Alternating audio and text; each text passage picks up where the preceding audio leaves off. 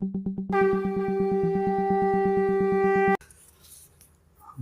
पुरुषोत्तमम। आलोचना प्रसंग भाग 3 से 14 अप्रैल सन 1942 की। श्री श्री ठाकुर जी से वार्तालाप। श्री श्री ठाकुर ने कालिदासी माँ से पूछा, आज बड़ी बहू के यहाँ कैसा आयोजन है?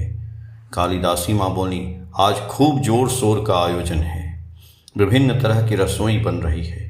श्री श्री ठाकुर जी बोले, मैं भी जानता हूँ, आज पहला बैसाख है ना, अनेक तरह के व्यंजन आदि बन रहे हैं, किंतु मुझे आज उतनी भूख नहीं है। परम पिता के जुटाने से क्या होगा, मेरा जो लगन नहीं होता है। कहकर ठाकुर थोड़ा हंस पड़े। कालिदासी माँ बोली, खाने में देर है, इस बीच भूख भी लग जाएगी। श्री श्री ठाकुर साहस से बोले, देखो तुम जब कह रही हो। तत्पश्चात कलकत्ता से आगत एक भाई ने कहा, मेरा यह खोखा आपको एक आवृत्ति सुनाना चाहता है। श्री श्री ठाकुर जी बोले, अच्छा। लड़के ने रविंद्रनाथ के अभिसार को आवृत्ति की। श्री श्री ठाकुर ने सुनकर कहा, अच्छा ही हुआ। भाई ने पूछा, भली भांति आवृत्ति करने में किन किन बातों पर ध्यान रखना चाहिए? इस ओर मेरा भी विशेष झोंक है, इसलिए मैं पूछ रहा हूँ। श्री श्री ठाकुर जी बोले, आवृत्ति में प्रथम बात है उच्चारण, पर उससे अधिक विषय वस्तु के संबंध में बोध और आवेग होना चाहिए।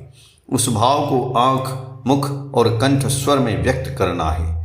वैचित्र नहीं रहे एवं लगातार एक भाव में आवृत्ति की जाए तो वह नीरस हो जाती है।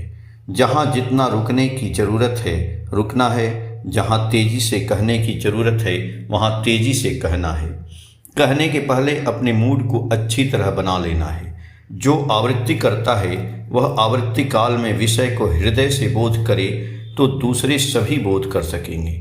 श्रोताओं पर अधिक मन जाने के विषय के प्रति मन नहीं रहता है, उससे भाव में कमी आ जाती है, उसमें आवृत्ति भी अच्छी नहीं होती है। आवृत्ति एक आर्ट कला है। आर्ट कला का जीवन ही है तन्मयता। भाव तन्मयता के जरिए मनुष्य का जो मनोरंजन होता है, मनोरंजनी प्रयास के जरिए वैसा मनोरंजन नहीं होता है। उक्त भाई बोले कि कंठ स्वर में वैचित्र कैसे लाया जा सके? श्री श्री ठाकुर जी बोले, अभ्यास करना चाहिए। हमारे कविराजी शास्त्र में कंठ स्वर की शक्ति को बढ़ाने के लिए नाना तरह की दवा के विधान हैं। वीरेंद्र से सब कुछ पूछ लो। उक्त भाई बोले, नहीं, मुझे वैसी कोई ज़रूरत नहीं है, यूं ही मैंने पूछा।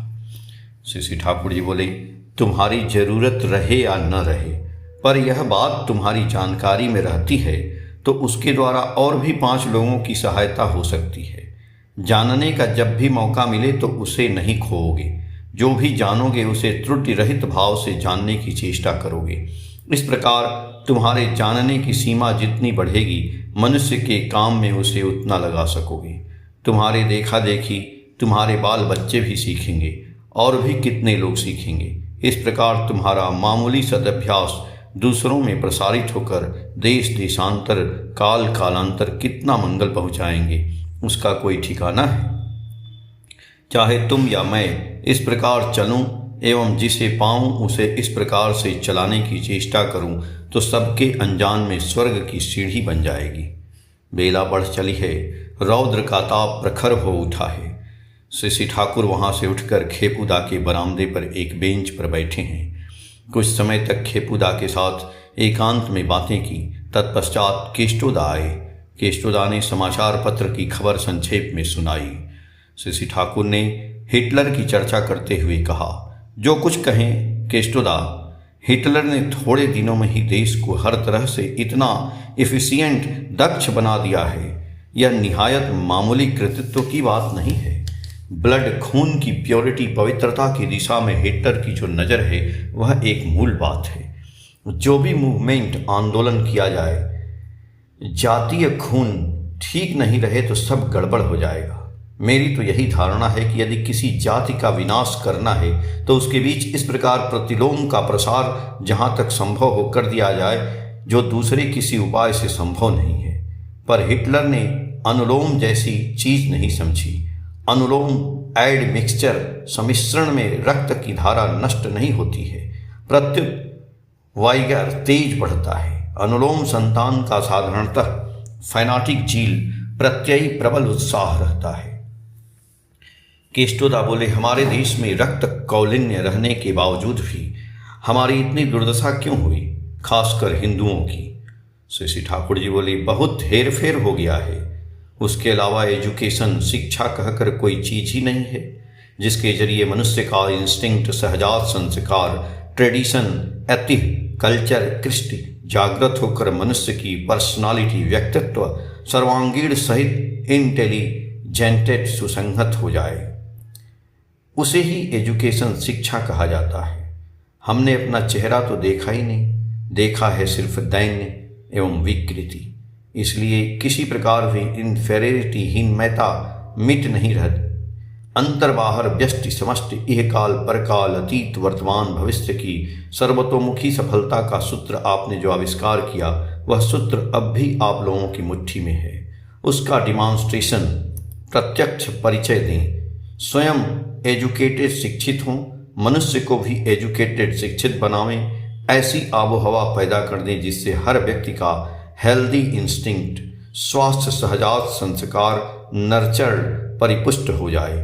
यदि यह नहीं होता है तो केवल बला इत्यादि सीखने का कोई मूल्य नहीं। जब तक वर्ण धर्म और आश्रम धर्म चालू था, जब तक समाज जीवन तरोताजा था, जब तक लोक शिक्षा की धारा जीवंत थी, जब तक आचार, निष्ठा, श्रद्धा, भक्ति, कुल, कृष्टि सजीव थे, तब तक सब कुछ आपसे आप ठीक चला। आंखें फूटी कि हमारा सर्वनाश हुआ। आज जिस ओर दृष्टि बढ़ती है, उस ओर देखकर यही प्रतीत होता है कि मेरा कोई नहीं है, मेरा कुछ भी नहीं है, मेरा कुछ भी नहीं है। कैसा माथा खाने वाला काम हुआ है। उसका कोई कुल नहीं मिलता है। रास्ते में खड़े होकर जोर जोर से रोने पर वह व्यथा भुलाई नहीं जा रही है। श्री ठाकुर का चेहरा गंभीर विषाद से आच्छन्न हो गया। केष्टोदा ने भरोसा देते हुए कहा, एक दिन जो कुछ था उससे भी और अच्छी तरह सब कुछ जाग उठेगा।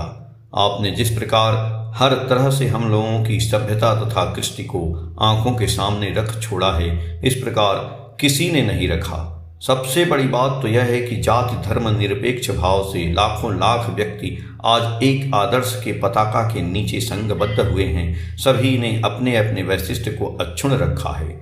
उन लोगों में एक एकांत ममत्व बोध व्यक्त हुआ है। यह सब खूब आशा का लक्षण है।